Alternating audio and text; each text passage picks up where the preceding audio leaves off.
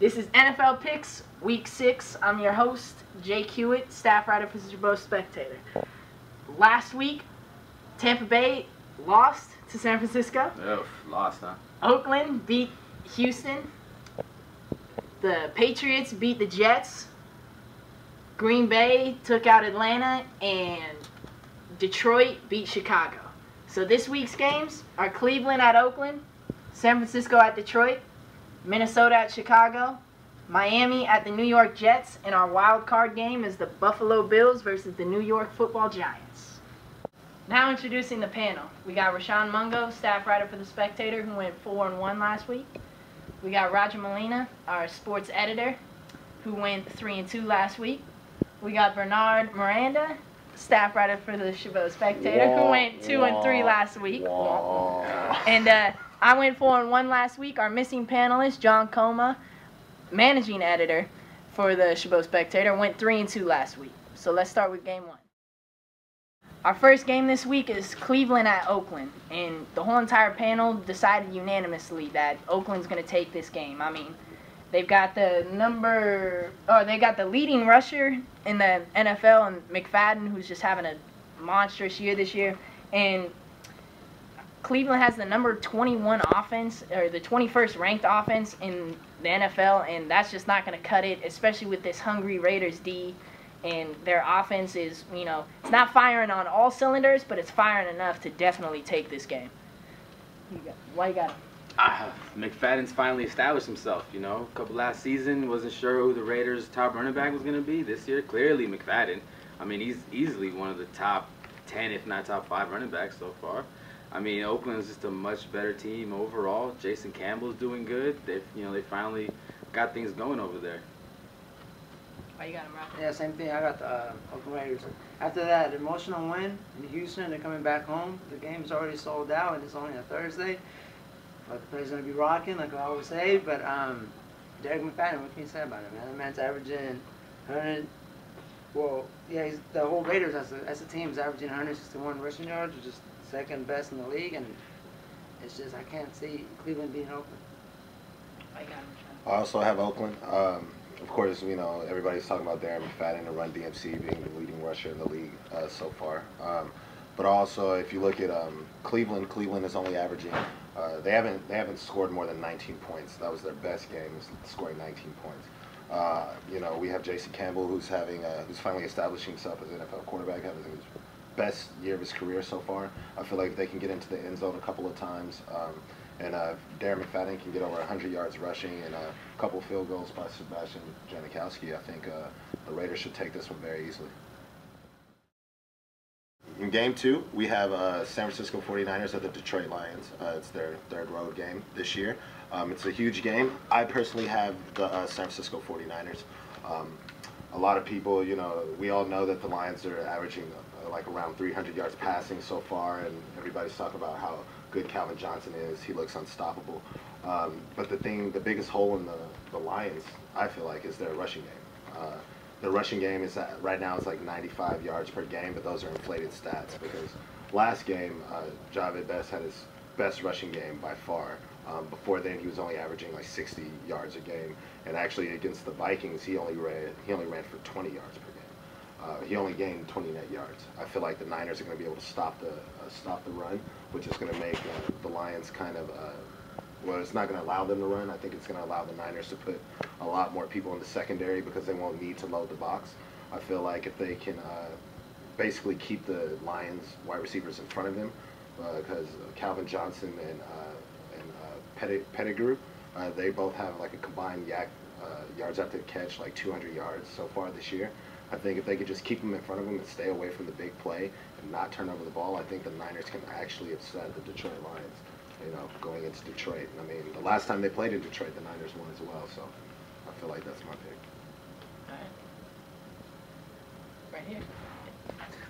All right. It's a hard pick for me, but I got Detroit. The Niners have the number 23 pass defense in the league, and I think Rashawn mentioned it earlier, that Detroit's passing for over 300 yards a game, but they also have the number 10 overall offense. So I mean, even though their run offense, their run their running game isn't that strong, it still does have an impact. Javi Best, when he gets out in the open field, I mean, I think we all saw at Cal, and we all saw last week, he can be dangerous. And, I mean, Calvin Johnson's a monster, and Ndamukong Suh's going to be really hard for that Niners offensive line to stop. He's been hungry all year, and I think that's going to be something that the Niners are really going to have to look out for. And they're not going to be able to rush the ball as well as they want to, because I just don't trust Alex Smith when we open up the pass game. So I got Detroit. I mean, going off of that Alex Smith, you mean you don't trust him, but he's had the best season so far of his life this season. It's not very hard, though. Let's be yeah, but I mean, like, he's shown things that he hasn't shown for the past 6 years. I mean, and, you know, the Niners' passing defense isn't that great, but I think they have a really, really bend-don't-break kind of strategy where they'll give up an insane amount of yards and still take the game. I think Detroit can pass for 400 yards, and like Philadelphia did. You know, Michael Vick went for 400 yards, and they still lost. So even with Calvin Johnson getting the passes from Stafford, as long as they don't let him do things after the catch, I think the Niners can take this game. All right, now the Detroit Lions, Matt Stafford, Calvin Johnson, Ndamukong Suh, Javi Best, 5-0 start and everything, and I'm picking the San Francisco 49ers. Why? Because the Niners weren't supposed to beat the Eagles at Philadelphia. The Niners weren't supposed to beat Tampa Bay. But there's something about Jim Harbaugh that he knows what he's doing. He got all these players ready to play. The schemes that they do, the defense is playing good too. I'm taking the Niners over Detroit. I mean, it's going to be a really good game. Yeah. I'm really excited. I think that's for sure the game of the week for Game all of us. Definitely. This should be the money. 9-1 overall record between both teams. I don't think anybody's here is really like being like stamped it, go. Yeah. Like, I'm really nervous about this. No, game. I know. Yeah. Neither of these teams are supposed to be this good. Yeah. And so we don't really know how it's going to play out. It could end up being like the typical Niners-Lions game, being like 13-9. Yeah. Let's hope it's not. Let's hope it's entertaining. All right, our third game is the Minnesota Vikings at the Chicago Bears. I have Chicago this week. I have no real reason to pick Chicago. I just like Chicago, you know. I like Jay Cutler. He's a good quarterback. No one likes him, but I do. Also, I have Matt Forte on my fantasy team, so he needs to do well. This is terrible. That's why you're 2-3. The Vikings. I got the Vikings in this game.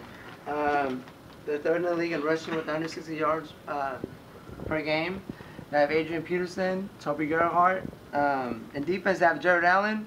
He has 8.5 sacks. He has 2 sacks the last couple of games. And I just think he's going to harass Jay Cutler. And I don't think Jay Cutler will find his groove till after the game. So I'm taking Minnesota Vikings. Right. What about you, Rashad? All right. I'm also taking the Vikings as well. Big surprise. As I mentioned earlier, you know, the Bears just got ran all over by, you know, the Detroit Lions. And in that game, Javi Best ran for as many yards as he had all year, which was 160-something. When before that, he only totaled in the first 4 games 120-something yards. And so that just goes to show you how weak the Bears were, giving up more yards than they accrued all year, for Javi Best at least. And then you add Adrian Peterson running right at him in the cold Soldier Field. You know, I think he's just going to basically dismantle him. Last week, you know, Adrian Peterson ran for 3 touchdowns in the first quarter. Like, you know what I mean? Like, I don't think Chicago is prepared for that at all.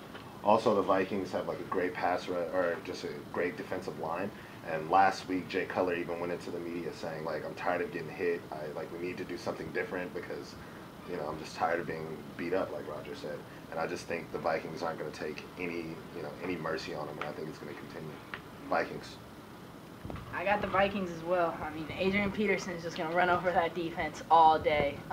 And, I mean, when he gets tired of running all over him, Toby Gerhardt's going to go in there and rumble through some yards. Rumble and stumble. Minnesota also has the number 4 rush defense. And, I mean, when really the only bright spot in that Chicago offense is Matt Forte, you have no chance. I mean, Jay Cutler's just bummy. He's Jay Cutler. He's not going to impress anybody this week. He has terrible decision making. He can't get out of the pocket in any amount of time. I mean, he doesn't even try to roll out. He just stands there and gets hit. And, I mean, it's the truth. And there's no way that he's going to pass for anything close to enough yards to really try to take a win. So I got the Vikings. And for our fourth game, we got Miami at the New York Jets. And once again, unanimous decision by the panel. We all got the Jets. I think it's all based off of Miami's horrific offense. They have no quarterback right now. They have no run offense. And, with the Jets having the number 11 defense in the league, I think they're definitely going to be able to stop Miami from putting any points up. And they're going to be able to put up some type of points because they do have a decent offense. So they're going to be able to score some points. And with Miami not being able to score anything, it's definitely going to be a win for the Jets. Yeah, how can I disagree? Miami has no offense. Their defense is going to be on the field the whole game. They're going to be tired. There's absolutely no way that they're going to be able to make any sort of yardage, Miami, on offense. Their quarterback's out. Reggie Bush sucks. Wide receiver, now their whole team is just trash. And I would be surprised if Miami scored any points. I'm also taking the Jets. They're finally at home after a 3-game road trip, which was crucial to them, losing to Oakland and Baltimore and to the New England Patriots last week. I don't see them losing to Miami. I don't even know who Miami quarterback is. No disrespect though, but seriously, it's just I don't see Miami winning this game. It's Matthew Moore. All right. Well, this game was actually I was thinking about taking the Dolphins on this one for a while. I was like that close to doing it. Just because I was thinking, it's an AFC division game. I was thinking the Dolphins had a bye last week. They have 2 weeks to prepare for the Jets, who are like a team that's just kind of falling right now. They just got rid of Derek Mason because he was causing locker room trouble. So I was thinking I could get a lot of you guys by picking the Dolphins if the Dolphins could pull it through, but I didn't. I went with the Jets. The Dolphins have the second worst pass defense in the National Football League. The only team that actually has the worst pass defense is the Patriots, and they scored 21 points on the Patriots. But we all know that the Dolphins aren't the Patriots because the Patriots have the number 1 pass offense and they're top 5 rushing. Yeah. So, I just think that the offense are finally going to click. They're going to click enough to beat Miami. I feel like this is going to be kind of a game where everybody takes a deep breath in New York and kind of goes, okay, the sky isn't quite falling. We got to win. But if they do lose to the Dolphins, that would complete rupture their season. It would just explode their season. And everybody in New York is going to just look for... Mark Sanchez will go missing. Yeah, he will go missing. So we all got the Jets. Yeah, we all got the Jets. All right, welcome to our 5th and final game of the week. It's our wild card game against the Buffalo Bills and the New York Football Giants. I have the Buffalo Bills. The Bills are basically coming off 2 consecutive games, intercepting 4 passes in each game against the Bengals and the Eagles. They have 12 turnovers and they're all interceptions, so their secondary is just swarming to the ball, just taking, intercepting passes left and right. And you also combine that to the Giants, who last week Eli Manning threw 3 interceptions of his own against the 24th ranked pass defense in the Seattle Seahawks. I really expect the interceptions to continue and Eli Manning to shoot himself in the foot, and I think the Buffalo Bills will take advantage of that. I've really seen nothing from the Giants that will really make me think that they can beat a team of, like a good team. The only teams that they won against so far are the St. Louis Rams, the Arizona Cardinals, and the Philadelphia Eagles, and all of these teams are nowhere close to 500. Anytime they play a team that is actually good on various phases of the game, offense, defense, special teams, they crumble. And so I just got Buffalo in the battle of New York, I guess. All right. I got the Giants. Buffalo's got the number 30th overall ranked defense, and Giants have the number 13 ranked offense, and Buffalo's not New England. So Buffalo, I don't think, can fire on cylinders to really make up the points that they give up. Even though Eli Manning did throw for 3 interceptions, he also threw for 420 yards. And I don't think, Buffalo's really going to be able to stop Eli from tearing him up. the Giants also historically have always had at least a decent run game. And you don't hear a lot about, Buffalo's run defense is really putting it on. So, you don't hear a lot about that because their run defense isn't very good. So I see the Giants pulling it out. I mean, I do believe it's going to be a close game because the Bills are a solid team. But I just don't see them, with as bad as their defense is, I don't see them stopping the Giants from taking this game. Yeah, Buffalo's not New England, but Buffalo beat New England. I mean, they're taking the turnovers, man. I mean, yardage is important, but that gets skewed, when they play the Patriots and Peyton Manning's over there throwing 400 yards for no reason. You mean Tom Brady? Yeah, Tom Brady. That's what I meant. That game, that game skews the defensive yardage, and I think that the fact, like Rashawn said, they're taking the ball from every team. They're picking off everybody, and I think Eli Manning is ripe for the picking. He's going to be throwing interceptions all day, and Buffalo's going to take this game. I'm also going with Buffalo. At this point of the season, I'm 4-1, and the first quarter of the season I'm going by. This is where people start noticing what kind of team they have, and they're for real. They beat New England. They beat Oakland at home in a good game. New York Giants lost to Seattle last week, which I think they're going to play harder and better against Buffalo, but I still have Buffalo Bills over the Giants. And our missing correspondent. Yes. Yeah, our missing panel member, John Como. His picks are he's got Oakland over Cleveland, Detroit over San Francisco, Minnesota over Chicago. He's with us on the Jets over Miami, and he's also got the New York Football Giants over the Buffalo Bills. So that is our Week 6 NFL picks, and we'll see you next week.